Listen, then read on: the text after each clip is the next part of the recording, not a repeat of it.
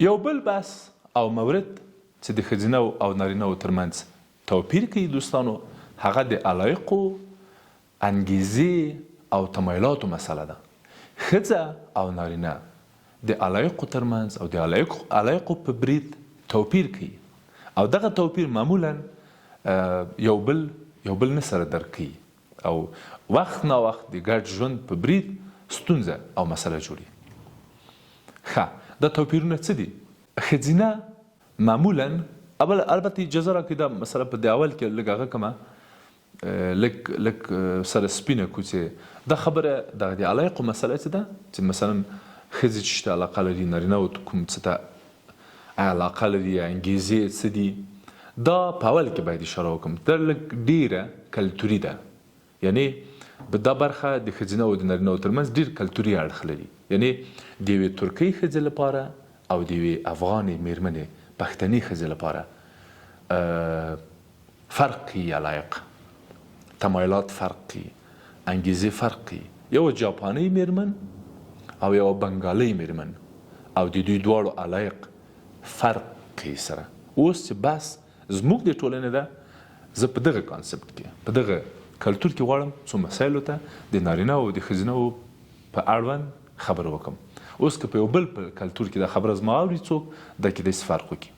زه غواړم ووایم چې دا په کلتورونو کې فرق کوي دا مورد، اما بیا هم په ټول ټال په عمومي شکل ځینې مسایل غواړم تاسو سره شریک کړم.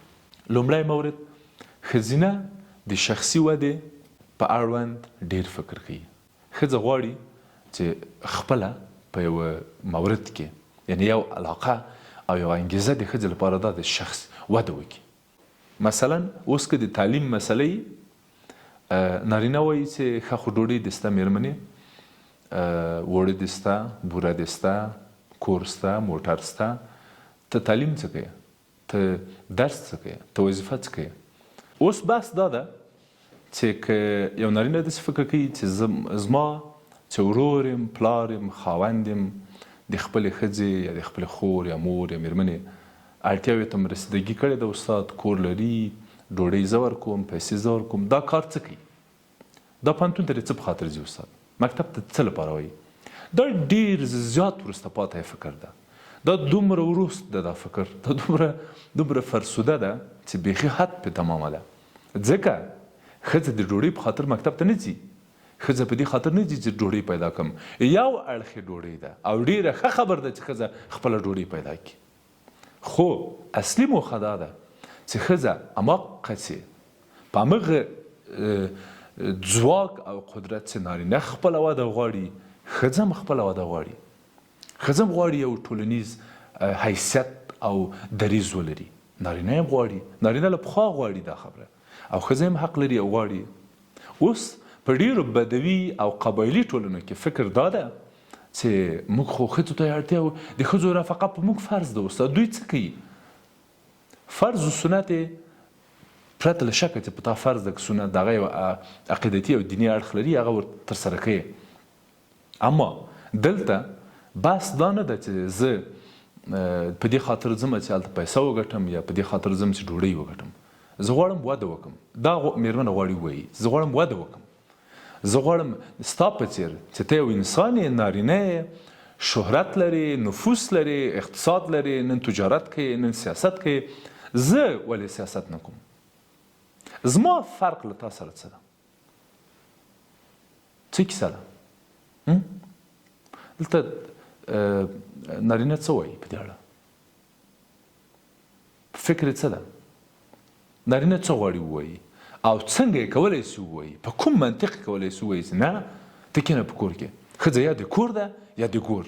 دا ډېره زړه خبره ده دوستانو. نننۍ ښځه په دې فکر نه ده. اوس دا ونه وایي چې والله ټکنالوژي راغلی د همدغه د مکتبونو د پوهنتونونو تاثیر و چې اوس ښځه په دې په اړه فکر کوي.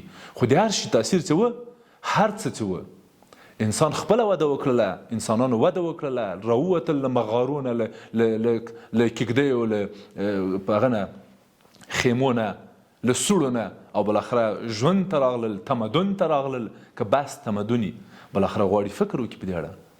او په دې کې به ته دا خبره نه کوې چې ښه نو دا خبره چې ده موږ باید نور هم قیودات راولو، محدودیتونه وضع کړو تر څو نورې ښځې په دې اړه فکرونه کړي. دا کار نشې کوی ورور، تر څه وخته به یې وکړې؟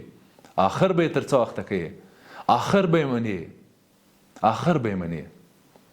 هر څه چې وکړې بالاخره به کښېنې. او خو زه فکر کوم چې ډېر ناوخته به بیا دې ته متوجه سې افغان وروره چې ډېر به ناوخته یي. اوس دې مزښته ډېره ناوخته کړې ده، خو ډېره مه ناوخته کوه. په هر حال بیا دې خپل کار ده، هر څه کوې هر څوک خپله خپېږي څه وکړي. دا زه غواړم ووایم چې ښځینه و علایق او انګیزې د درس و تحصیل ورته نور مسایلو په اړوند ډېر شخصي وده یي، شخصي هغه یي. او نارینه بیا برعکس دا انګیزه یي چې کنټرول څنګه راوړي، څنګه کولی شي خلک کنټرول کړي، خلک تجارتونه کنټرول کړي، بزنسونه کنټرول کړي، ټولنې کنټرول کړي، هیوادونه کنټرول کړي او کمپنیانې کنټرول کړي. بس درګی بس کش و فشي دا ډېر غواړي او ځواک غواړي ډېر کړي. یعنې د نارینه و علایق او انګیزې ډېر د ځواک د قدرت د شهرت د پیسو د ورته نورو مسایلو او په ټوله کې موخه ځواک قدرت. په همغې خاطر هم نارینه ورسره ډېر سیاست او قدرت او شهرت و د شیان په لاس کې دي او معمولا تعیین تکلیف کوي د نورو خلکو په اړه. ښځینه د کورنیو په اړوند، د کورنۍ د پالنې په اړوند او ورته نور مسایل په اړه ډېر پام کوي. دا انګیزې علایق یې همداسې په دې اړه فکر کوي. نارینه هم د کورني ژوند په اړه فکر کوي، خو ډېر اړخ اقتصادي ارزوي. مثلا داسې فکر کوي چې که ما خپلو بچو ته ډوډۍ ورکړله ذاتي مشکل حل څه، که ما یو ښه کور واخیسته مشکل حل ده. او ښځینه بیا دا وایي چې که موږ ښه اړیکه درلوده، که موږ صمیمانه اړیکه درلودله، که موږ مینه درلوده، که موږ د زړه خواله درلوده، بیا اړیکه ښه ده. خو که په خیمه کې هم وه مشکل نه لري، فقر دی، بیچارګي دي، خو مینه دي. نارینه وایي چې نه، که مینه یې که نه یي بس کور دی، بلډینګ دی، کشفش دی، موټر دی، لکسسونه دي، کروزینونه دي او درګی دی، بس دا قصه نارینه ورته ډېر مهمه ده. او پخوا کې د کور دغه کنټرول هم چې زه وایم داسې کنټرول غواړي نارینه چې ارامه دي کور. مثلا څوک د ښځه دې نه زاړي بېګوي چې زه راځم زاړي دې نه، خبرې دې نه کوي چټي چټي، دا هغه خبرې دې نه راته کوي. کنټرول دي، ټول شیان دې جوړي، بس آرام دي. نارینه ډېر ځله د سیالیو ډېر علاقمند دي، د ځواک ډېر علاقمند دي او روحیه یې ډېره دغه ډول ده او له بریالیتوب نه خوند اخلي. ښځینه له مرستې نه خوند اخلي، له صمیمیت نه خوند اخلي او ډېر ځله د اړیکو غوښتونکي.